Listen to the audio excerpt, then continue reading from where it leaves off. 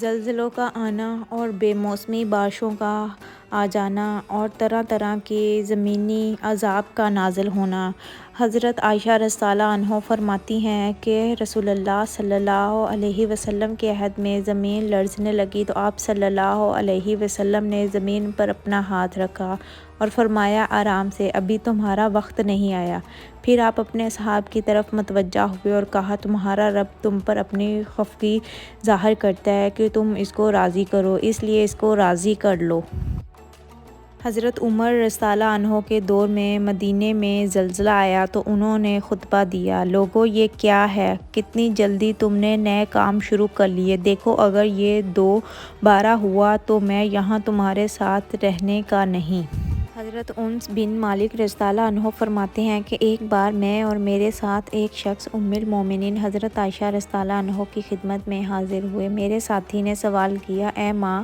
زلزلے اور اس کی حکمت و اسباب میں متعلق کچھ بتائیں۔ حضرت عائشہ رضی اللہ عنہ نے فرمایا، جب دنیا والے زنا کو حلال سمجھیں گے، شراب کثرت سے پینے لگیں گے، گانے بجانے کا عام رواج ہو جائے گا، تو آسمان میں اللہ تعالیٰ کو غیرت آئے گی اور وہ زمین کو حکم دے گا کہ تو کانپ اٹھ۔ پھر اگر لوگ توبہ کر لیں اور اپنی بد عملوں سے رک گئے تو ٹھیک، ورنہ زمین کو ان پر ڈھا دیتا ہے۔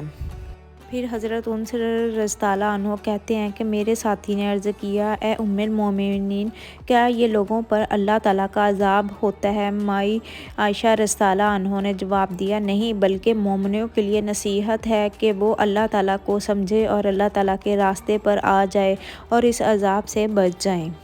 بارش کا عذاب۔ ایک بار آسمان پر کالے بادل چھا گئے تو رسول اللہ صلی اللہ علیہ وسلم بار بار اندر باہر جانے لگے تو حضرت عائشہ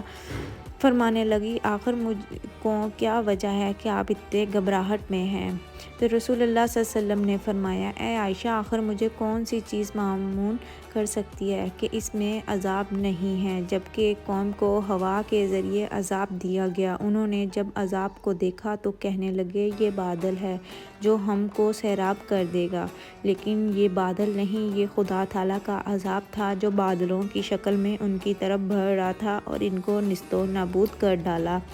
آج بارش اور زلزلے عام ہو رہے ہیں جو کہ ایک اللہ تعالیٰ کا عذاب ہے، اور رسول اللہ صلی اللہ علیہ وسلم نے فرمایا، قیامت تب تک قائم نہیں ہوگی یہاں تک کہ علم اٹھا لیا جائے گا، زلزلوں کی کثرت ہوگی، زمانے قریب ہو جائیں گے، فتنوں کا ظہور ہوگا، قتل و غارت عام ہوگی، زنا عام ہوگا، شراب عام ہوگی اور مال کی بہبات اور فرمانی ہوگی، لینے والا زیادہ لے گا اور دیتے وقت وہ کم دے گا۔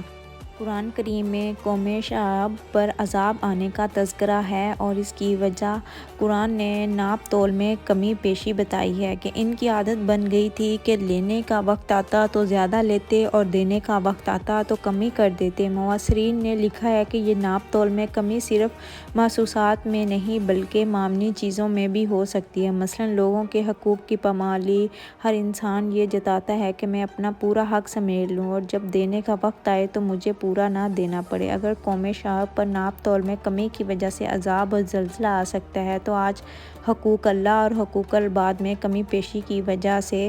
ہم پر کیوں یہ عذاب نہیں آ سکتا؟ آج ہر طرف ہمارے ملک اور ہر طرح